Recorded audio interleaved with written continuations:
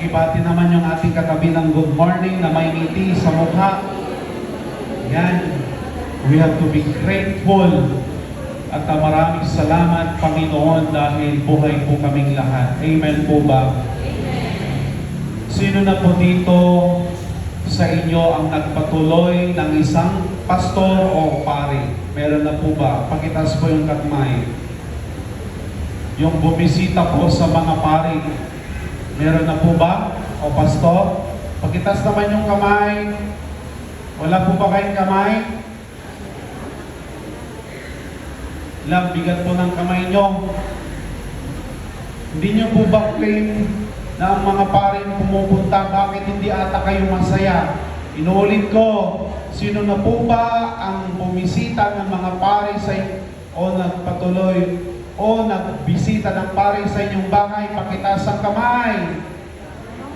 Isa, dalawa, tatlo, pwede yung inato na kita mayo. Kapag po ba dumarating ang pare o pastor o bishop sa inyong bahay, ano po ang nararamdaman ninyo? Masaya? Daman ni Father, actually, si Manan. Daman ni pastor, daman ni obispo. Ano po ang nararamdaman po natin pag may bumibisita ang pare sa inyong bahay? Kayo po ba ay nagagalak o namomroblema? Parang hindi kayo sangayon, inuulit ko po. Ano po ang nararamdaman ninyo? Yung totoo. Ah? Wait. Posible. Karamihan sa atin, realidad, nagagalak. Amen po ba? Pero may halong kod-kod sa ulo. Damanin ni Apo Paading, nadaman ni Apo Bispon. Pero, ibahin ninyo, hindi ko sinasabi ng Rojas ay hindi po pala bisita. Sa mga iba't ibang lugar, parang mahina tong microphone natin.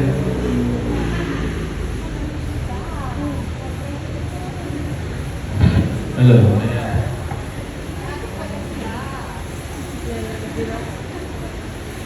Isa-isayin po natin dahil tayo po ay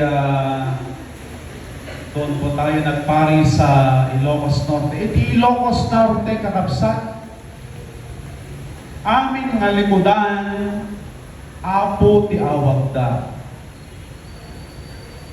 But based on the Bible, tilang awagan ti Apo kag Diyos. Tama po ba? Tama po. Pero po kasi Ilocano, Apo Padi. Oray pa'y kapitan, Apo Kapitan. It is an honor, pinupangmadayo iti word ti Ilocano nga Apo. Hindi po sasabihin, apay nga Apo, katilaw awagan ti Apo, kat ni Apo, Diyos. Pero ti termino nga Apo, ket panagdayaw, minorespeto iti padam, Apo Mayor, Apo Gobernador, dahi taklit pang madayaw.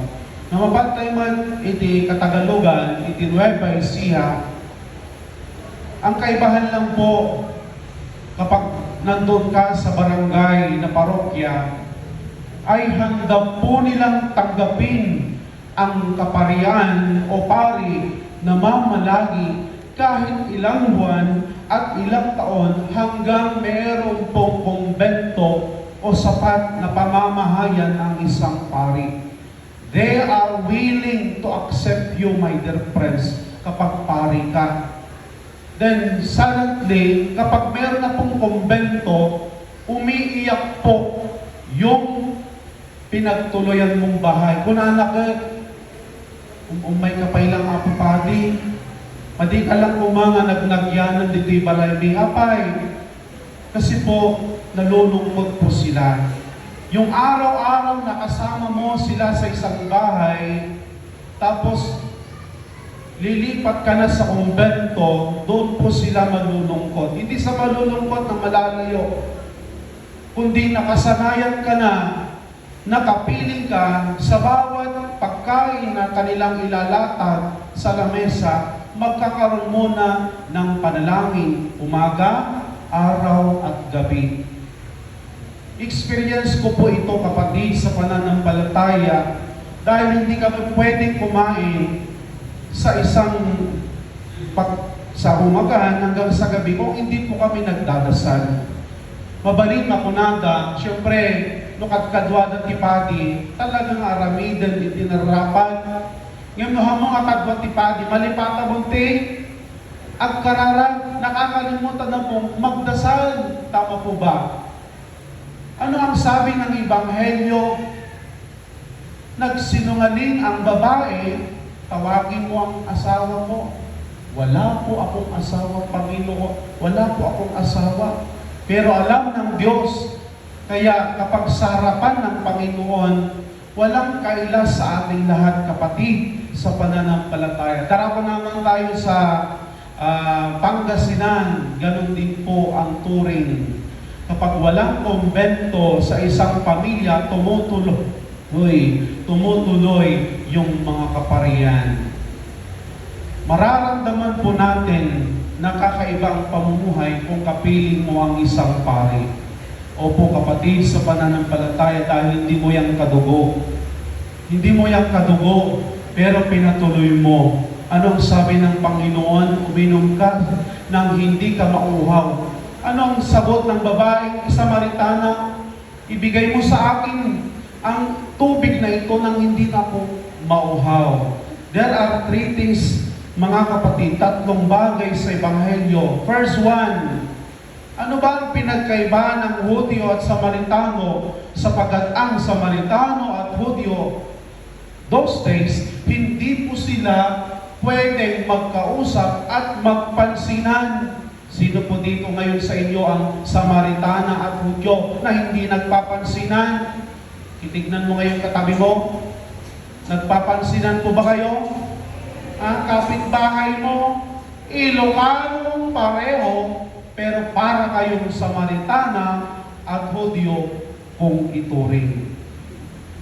Karamihan sa atin ang magkakapitbahay, kung ano pa, wala ka namang ginagawang masama, pero ang tingin sa iyo, malala, para kang kaaway, para kayong Hudyo at Samaritano, porque magkaibang relihiyon, hindi po. Ano ba ang turo po ng mga pastor at kaparian? Ang turo po natin, love one another. Hindi po natin itinuturo ang pagkagalit sa kapwa mo, kundi ang pag-ibig mo sa iyong kapwa. Amen po ba? Samaritana, Hudyo, Jacob, naniniwala na sila na si Jacob, tinuturo ng Panginoon. Ito, first one, breaking barriers. He highlights his humanity by being tired and thirsty, yet reveals his divinity by offering eternal satisfaction. Kung may kapitbahay ka, kausapin mong mabuti. Kung masama ang tingin nila o masama ang salita, kausapin mo ng may pag-ibig tulad ni Jesus. Hindi ibig sabihin naman ng Samaritana ngayon ay makasalanan, hindi po. Ginampanan lang ni Jesus. Ipinakita doon mismo sa araw na iyon na sana'y wag po tayong, kumbaga, hantay nga mangibabaan o adapay na dyan kabsat agkaroba lang nga rodan ikandapay ti pader nga nakangato aging gana nga pagnaan jay motor inluganan ayan pay sumot ako hantay ngayat adayon makikita tayo ako iti realidad. No kagurguran di kagurguran patakderan din nakangato nga pader ikampay din nabita-bitak nga buti. Matay kang tumot lang gayan. Anya, dagita nga nararamid mo. Isungay dahi ito ng Ebanghelyo, ipakpakita na kata, breaking the barriers. Sana po ay magkaroon po tayo ng higit na pag-ibig sa kapwa. Ito po, it reveals divinity by offering eternal satisfaction sa pamamagitan ng kanyang pag-ibig sa kapwa ay tinuturo ng Panginoong Hesus na sana walain na natin yan. kundi ipakita po natin, ilapit natin. Kasano kay Father, mukhang kanain ng taligudan, soroton latta, mauman tulat ta dayta, mabantog tulat ta, basta pakitaan, iti ayat, ken kinaibag. Amen po ba? Second one, the living water provides eternal life, fulfilling the soul's dearest needs. Padasal tihang uminom, iti danom. Anya din mangyari kanya tayo. Ha? Ha? Dohan ka uminom, ti danom, tagmalam, anya ti mangyari. Oh, literal, mawaw ka. Pero, ang sinasabi ng Panginoon ay yung kanyang sarili.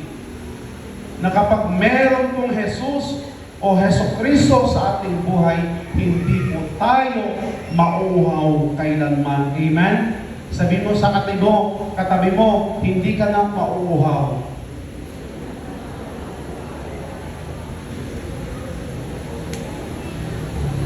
Living water. I am the living water. Dahil taapo din baga ni Jesus na kung ti babae, apo ayan nagtoy kunana, dahil to'y nga tanom, ikanak man. Kunana. Isot ka po nakakapsat. Nagsimula sa araw na iyon ang katuparan, ang pagkilala dahil sa isang babae na makasalanan, ngunit nagtiwala siya sa ating Panginoong Jesus. Yung alam mo, yung may nagkaya sa iyo, kung may kanisimbahan, di ba niya pakiramdam tayo, o dadagiti, nagdumano ka, pakamatay ng gabota, dati nakasarita, nagbalimbaliw, itibiyagda. Third one, Savior of the world. Many Samaritans believed because of the woman's testimony, and later because they hear Jesus themselves declaring Him as the Savior of the world. Aji ko natay nung agad, manak na makimisan, Father, apaya, awamot kailangan. Hanak makimisan, Father, ta mayag tibiyag ko, hanga kasjay. No, mamo tayo ni Jesucristo tuloy-tuloy. Yun yung ngayong sabi ng guest speaker sa Cagayan. Kapag tayo po ay lubos na nanalig sa Diyos, tayo po ay nanyati terminonan, mas kayat mo pa'y tag-serving. Mas kayat, no, dali ako Diyos tibiyag mo. Yung ajay ngay, agresibo ka, mga agresibo, ay excited ka, no, kaya mo katong obligasyon mo. Dani po Diyos, kasi kurang yung panawan. Kumbaga, life is too limited. Kurang nga dyan ang gawin oras. Saan ka nga? Agtugtugaw na tagukuray ni Gracia. Aggaraw ka. Usaran tayo tabagin nga, intat ti Diyos, manmano lang aldawan. Iti ilalangin tayo, iti tirabaw, iti daga. Kakabsat ko king Kristo. Iti nangyari dahil tinakaraan na alaldaw, pagkaidayawan ko na iti simbahan, ta niya ako mismo tinang misa, iti Rojas stand alone. Palakpakan tayo man ako. Isudga po na kada kayo amin. Hangkay nga mabubutan, kada kayo nakapataan, kada kayo amin. Aramitin nyo lang ako, dagiti kapailan nyo. Niya po Diyos timang supapak kada kayo amin. Kahit kasi di Samaritana, kina Jesus, awan mo man ti panangibaba Arap, i-shake hands mo man takabay mo. Sino kaguguray ito? Kasi ganyan, live it with God. Iso ang kada kayo amin na po, kanya palang serserming man ti miyagyon, no? Hanyo po, bakawan ka, dagiti, puro lang kasakit na ako man. Naging ganto no mahiblat ka, sakit lang ka natin mo. Isod nga po na kada kayo amin. Ito lang po yung ating ebanghelyo, napakaganda po. Tinuturo po sa atin na sana habang tayo nabubuhay ay nandito sa puso po natin ang Panginoong Diyos. Sumainyo ang Panginoon.